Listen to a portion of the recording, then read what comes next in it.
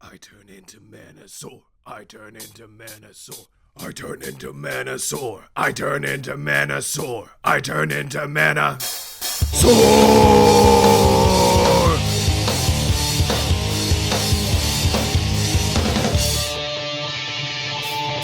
Oh yeah. What is up, party people? Very excited to be bringing you Lord Buckethead today. Boom! Look at him. He's hitting all the right angles. He is looking so sharp, I'm pretty sure you could cut bread with him. At first, I wasn't 100% sure if I was on board with Legacy's extreme angles, but they've definitely got the angle of the dangle with this one. It really works for old MotorMaster. Look at him. If heavy metal was a robot, it'd have to be MotorMaster, right?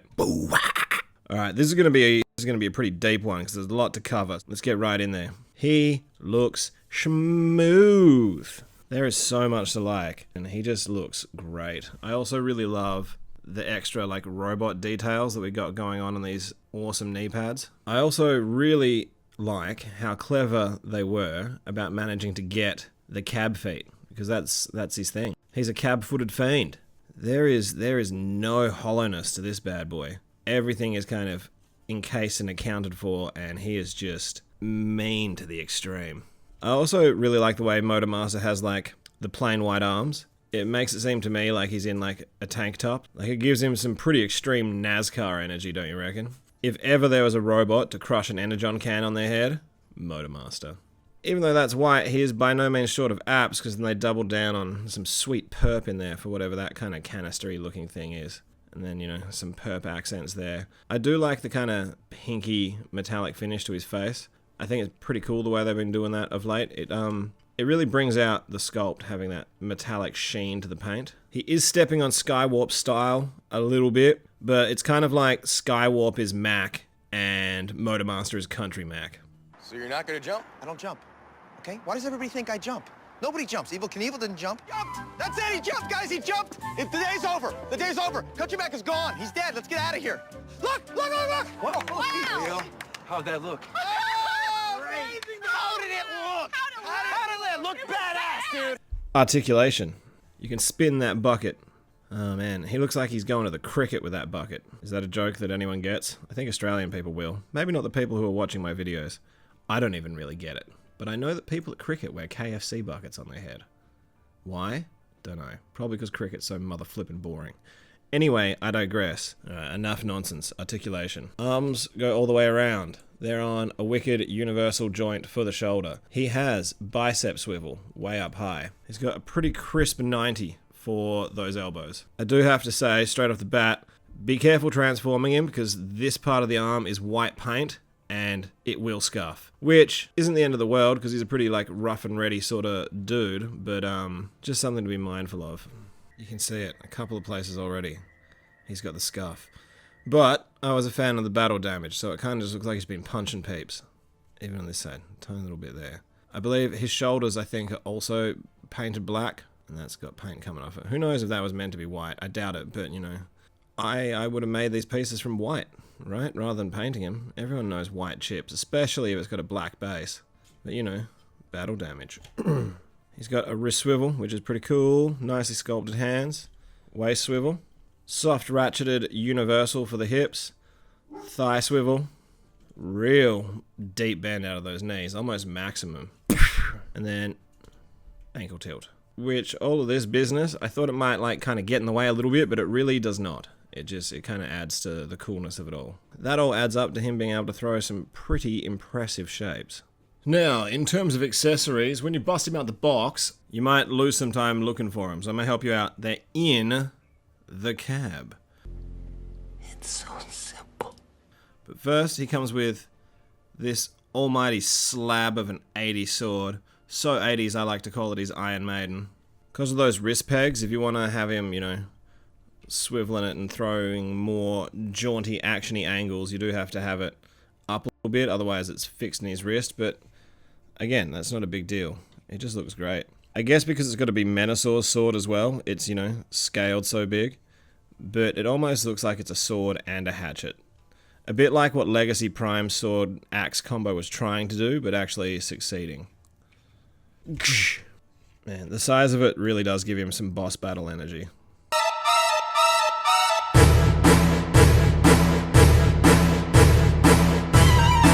don't know why, but it kind of reminds me a little bit of Grimlock in the Fall of Cybertron trailer. Angel, angel, look at my sword.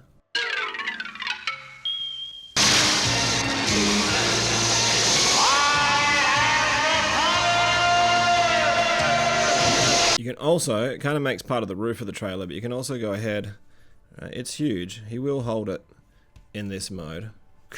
Like the underside of it is quite cool and sculpted, the top is very IKEA flat pack. And he can't quite hold it up, but that's okay, because it's ginormous.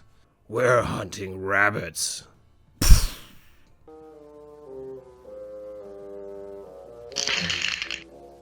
So while we got him here mean mugging in bot mode, let's go ahead and have a look at a couple of comparisons, shall we? So let's get in the Autobot's main mother trucker, Optimus Prime. And if MotorMaster is heavy metal, let's go and get some hair metal in there for good measure. I think that's a pretty good scale, really, all things considered. I mean, Rodimus is very broad-chested and has quite a big head.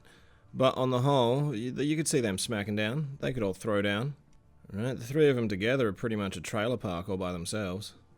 And by way of Deceptor dudes, let's have a look at Legacy Mate Blitzwing and Mr. Megadeth himself, the almighty Megatron. And again, pretty happy with this scaling. They're all big dudes.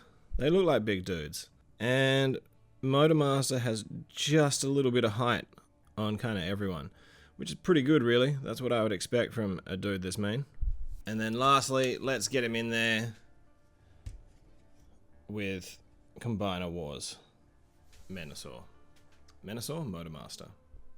Every time I bust out one of the, like, Prime Wars trilogy's figures, I always forget how much bigger these chunky monkeys were. But honestly, there's not a whole lot of weight difference between them. It's definitely a case of quality over quantity, because the look of this Legacy version is just so on point compared to this unruly behemoth. I look like you! Barely. So I think for each stage of his various transformations to godhood, I'm just going to fly through them real quick, otherwise this review is going to start heading into feature-length territory, and ain't nobody got time for that. So his transformation to vehicle mode isn't actually quite as difficult as you might think. We'll go through it real quick. Arms up, hands in.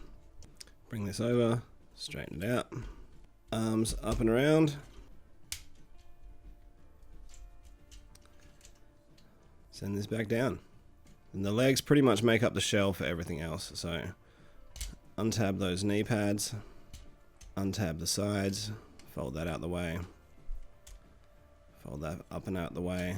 Come around here, undo the back of the leg, fold out that panel, bend the foot, twist it around, fold it back up, bend the foot, twist it, fold it back in, get the actual wheels, fold them out, and then it's just about getting the shell to sit over in front.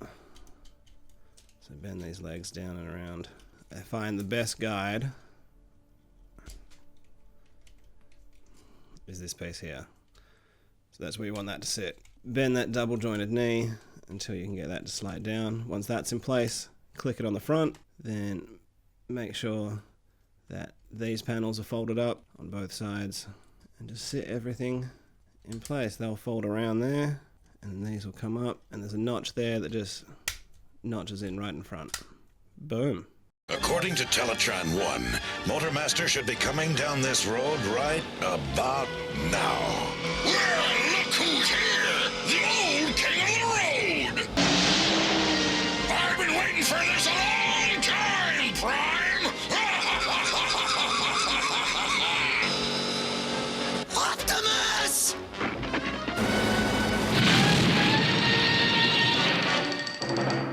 Welcome to the Autobots, it's a team of big red trucks. In-road MotorMaster, well, he couldn't give a truck. Is this good scale? I don't know about trucks Is this good scale? I honestly don't know enough about trucks to know if this is good scale or not. They look cool. I don't know. Right, he's a bit shorter than Optimus, but his cab is taller. If you have a look at them side by side, this is a much bigger wagon, but their tires are the same size, which makes me think... I don't know why that makes me think. Is this possible? I don't know. But it looks pretty goddamn cool. I mean, I don't know. Does this work? Is this back bit too weird? I don't know. This is where it all is, right here. This feels about the same as, you know, the leader class dudes. But this trailer... There's some meat on these bones. This is it. This is nice. This bit doesn't stick in super well. A few bits don't tab together amazingly, but you know what? He's got a lot to do. He's got a lot going on, all right? And if nothing else, even if it doesn't quite feel the part, it most assuredly looks the part. Those purple windows are mean. First, let's take a look at that base mode, shall we? So, component pieces. Yeah. This comes off. This holds the sword. Sword out. Splits in half. Splits in half. Splits in half. That's where the gun lives. This piece. These come up. Split in half. Unwrap it. These are your bits. Collapse this all down in on itself. Tower. Flip that down. Flip it around. Knee up. Fold those arms down in half.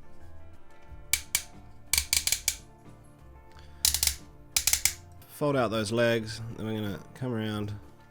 Fold this piece up. Same on the other side. Get that. Tab that in. That goes down there. This is on the outside. Plug in that one. Come around here.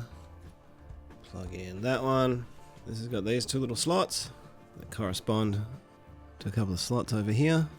So we're just going to push those in to make this stick into the torso. And here is that completed base mode, that kind of gunner station thing.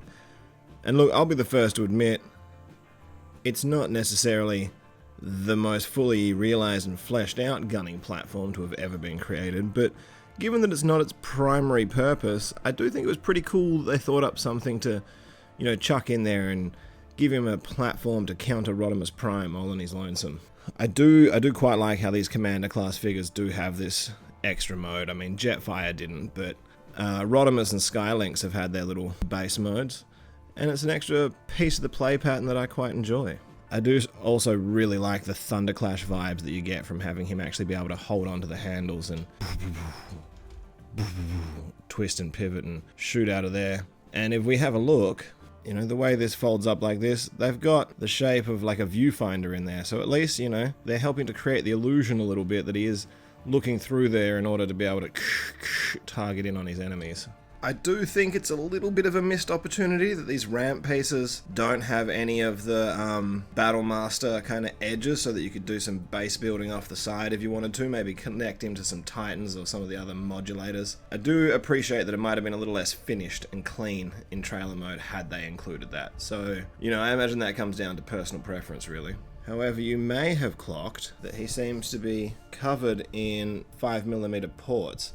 Some of them I think are just screw holes, but others are clearly intended to do a little weaponizing of your own. And you know how much I love that play pattern. We're gonna have some fun with this one. Hey, how much more fun is that? You got a whole host of extra armaments there. Gun pods, missile towers, rotating turrets, a couple of shield walls to help protect MotorMaster as he's laying waste. Stunticons, unite!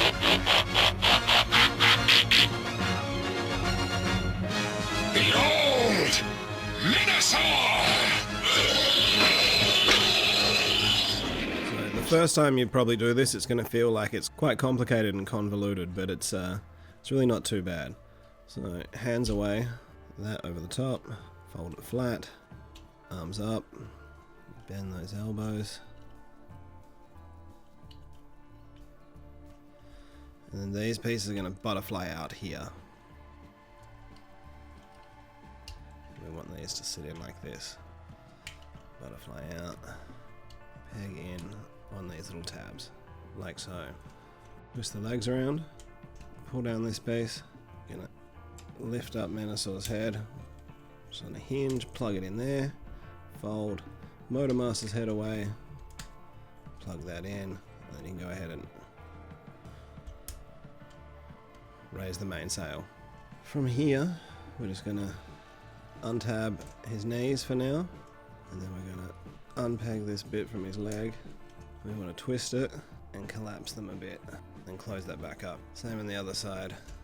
Get that leg, collapse it in, just enough to be able to close that, and then he's going to bend these pieces around, and they've got a clip and a peg there. Little clip and peg, it's quite a tough one. There we go, just got to give it a bit of a wiggle until you find it. There we go, in and in. And then these two pieces will tab back in like they would in vehicle mode. Like so. So of all the trailer pieces, this center bit, just go and get that out the way because we're not actually going to use that to make Menasor. Twist that waist around, easy. These arms, right, we want to fold these bits in on themselves. Bring that bit down there. Untab these bits. Elongate that part there, which will let you then flip. Peg. Unfold. So as it's pretty easy to see, we've got tab and slot, post and pegs, and we just want to line them up. Click them into place. We've got this purple bracket here. Close that. Reinforces it all, and then we've got these pieces that we can close up. Fold that piece down, same on this side, get that, fold that down and tab it in, and this is what the arms are going to go onto. So you get that and just slot it in until you hear the click. Same on this side, get that arm, push it down, click. Arms. The legs are already in the leg mode that they sort of need to be, really. You can tell which is left and right, but we've got a groove there that corresponds to a groove on there. Match the shapes. Match the shapes. Boom. Menasor. Menacing. He's big. He's really quite big. And he feels so resolved. There's none of that Combiner Wars Scramble City, everyone has to fit, let's do the best we can. This is 100% fully purposed, authentic Menasor action. I just wish we had the other Stunticons to be able to see him fully realize straight off the bat. It's hard having to wait. I demand instant gratification. At least I do have Mr. 1 of 5. So we can go ahead and chuck drag strip on there. Little bonus review for you. And is it just me? This might be quite localized, but to me, drag strip has always looked like every dystopic bully from every Ozploitation film ever made. Come on, man! Shoot me! You finished the kangaroo off! Shoot me! Actually, the Stunticons in general hit on a lot of Ozploitation energy.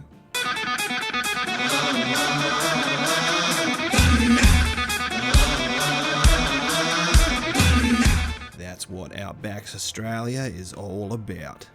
Vroom vroom! I think this next part might actually be a little bit easier to show if we pop off that arm first. Whew, that didn't feel good. So, if we go back to bare basic arm, then you'll see there's a lot of corresponding pegs and tabs and clips and what have you. So hopefully this is a relatively easy one to do. Upside down. So right then, if you wanted to, you could have just the unbroken straight up and down, make him feel a little bit like a G1 throwbacky kind of version, but why would you, right? So then, theory being, there's a little tab inside there that actually disengages these two halves. So now hopefully, That was clean. Some slick business. And there we have a good looking Menasor arm. So now it's just a matter of slipping that back on top until you hear the click. The sickening click. God, it's an even bigger tease, isn't it? How tantalizingly good does that look? I cannot wait to see this filled out. Like, I was like, oh yeah, this looks a little bit skinny. And then after seeing drag strip put in place, it's like, oh, that is very skinny. He's going to be quite the beef boy. I went ahead and put, you know, drag strip's guns in his weapon storage because I thought that looks pretty cool. But if we take those out, you can bring one of his accessories into play. And I don't know if they really intended for this to happen, but how could you not when you got double pegs?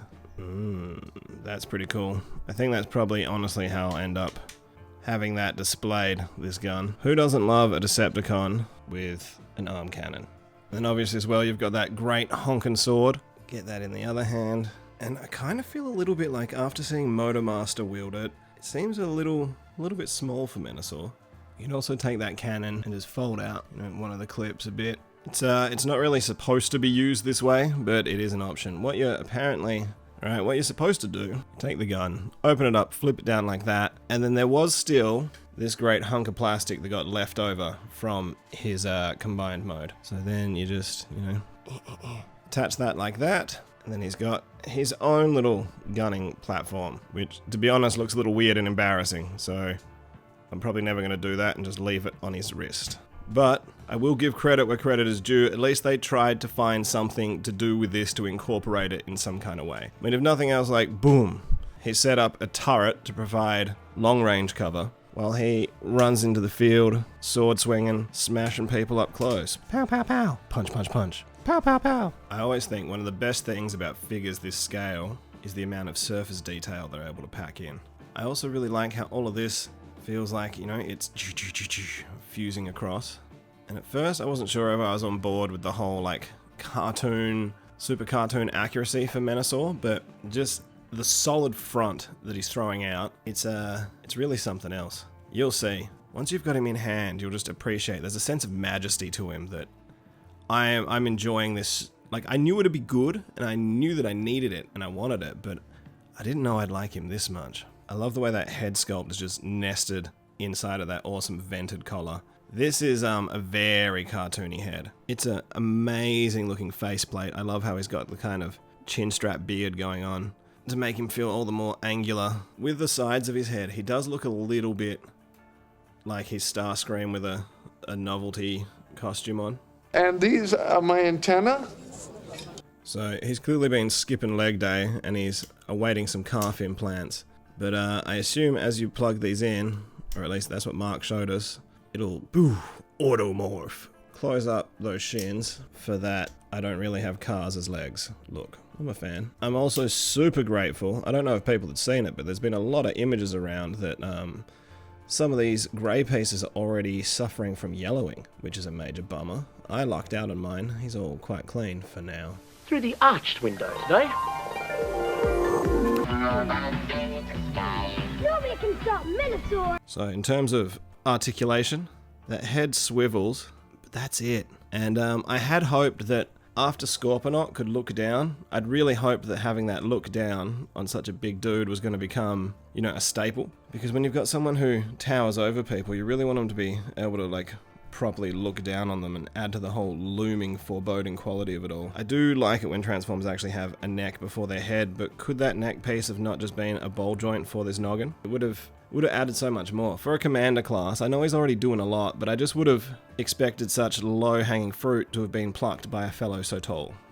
Arms on a strong ratchet do a full 360. Oof. They can bend out, but this tolerance is almost a little bit, and it always feels like it wants to come away from that bit when you go to bend it out. It all feels a little bit thin through there, don't you think, for what it's doing? So, you know, just be careful with that one. The other thing I've noticed is once you've got this guy on here, the weight unplugs it from this little tab. It probably needed to be reinforced a little harder, but you can make do. He's got a bicep swivel, as well as probably right on 90 for that elbow. And then his wrists are on this crazy ratchet as well. Seems unnecessary, but there it is. no in or out, and strangely again, no open closing fist. You know, when Earthrise Optimus can have hand articulation, a bot this size really probably warranted, you know, at least like fingers all on one piece. Waist swivel. Oh, listen to that.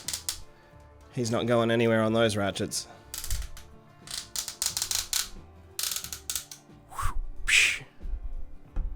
And look at that, even the inside of his feet are beautifully sculpted.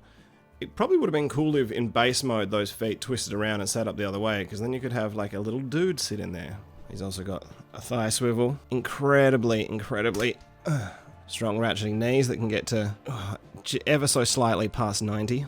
And then an appropriately strong ratcheting ankle. I have found a little bit that when you're trying to pose him out, those snowshoes do become a little bit obstructive. They're not really working with you.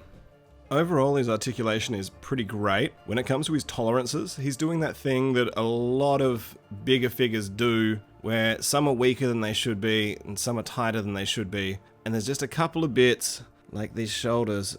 See how that's flexing that out there? I would strongly recommend everyone be careful when it comes to rotating those out, because that is a tolerance I worry about. Similarly, when you bend those knees, this white piece doesn't feel like whatever it's connected to is going to be quite up to the job over the long term. I could be wrong, but just be gentle with this mighty beast. Now, when we first found out about his existence, I had kind of hoped that they were redoing them so that they were in more of a Devastator Predaking kind of scale, but as you can see, he is not. Which, I guess that's okay, right? There's different sized dudes, so they'd probably make different sized combiners. I guess you'd have to bust out that Sumbo chart to see if this is canonically scaled, but they're from different times, right? I don't know, it doesn't matter. Predaking's sick, Menasor's sick, they're just different sized dudes. Size-wise, potentially unsurprisingly, he's actually a little closer in scale to Combiner Wars characters, which it does make sense given his, you know, component pieces. So let's have a look at him alongside two of my favourite gestalts from the Combiner Wars series. We've got Computron and the Piranacons, rickety as they may be. A bigger feel than these guys, but perhaps most importantly, he feels so much sturdier than any of the Combiner Wars guys ever did. Like, nothing really wants to split apart too much as you position him and pose him out. Not like, you know, these guys where every slight shift in pose is the chance to fall over, unpeg, and generally disintegrate. And then for a final comparison, let us go ahead and have a look at him alongside his predecessor, Combiner Wars MotorMaster. Man, I tell you what, compared to how cohesive and humanoid the G1 of Legacy is reading, this Menasor has like the vibe of some kind of Elden Ring, Eldritch horror stitched together to come and ruin your life. I am the lord of all that is golden. I will say this for him though, I do think the horns like this are much cooler than the G1 style antenna, and at least he can look down on his enemies. So weirdly, it almost makes this Menasor a little bit more expressive. Like, imagine if this guy had that kind of range of articulation out of that head. You'd be able to pull way more shapes and get way more character action out of him. I know it's not super G1-y, but it's just a more dynamic head sculpt in general, really, isn't it? If we're being honest with ourselves. Definitely not as good a combiner, but good looking head sculpt. Thank you! And that, good people, is that. That's where I'm going to leave you with this tailgate party, with MotorMaster and Dragstrip hanging out for the rest of the lads to rock up and cause a ruckus. Thank you so much for sticking with me. I know this has been a long haul, but there was just so much to cover. He's a really cool dude. He's got a lot going on. Also, what I think is really quite unique about MotorMaster as a combiner is, for the first time ever with a combiner, I'm actually a little bit like, oh, what form do I want them displayed in? Because so far, these two, by being their own separate purchase points, have to be cooler within their own right, because they're not suffering from the Scramble City effect of everyone needing to be an arm or a leg. They're actual purposed intention pieces. So in that respect, I think Menasor might almost be one of our coolest combiners yet, because as sick as Devastator and Predaking are, I never really feel the need to have them in their component pieces because they all had to sacrifice something to make the combiner work, whether it's articulation or proportion or extra kibbles. So far, this has got none of that, and it's really quite exceptional. So what do you think? Are you all gonna definitely pick this guy up? It's hard to imagine, right, that anyone who's into Transformers enough to be watching Transformers YouTube videos where some other nerd boy is talking about his nerd loves isn't gonna go out and pick this up. So I can't wait to hear from all of y'all once you get your hands on him.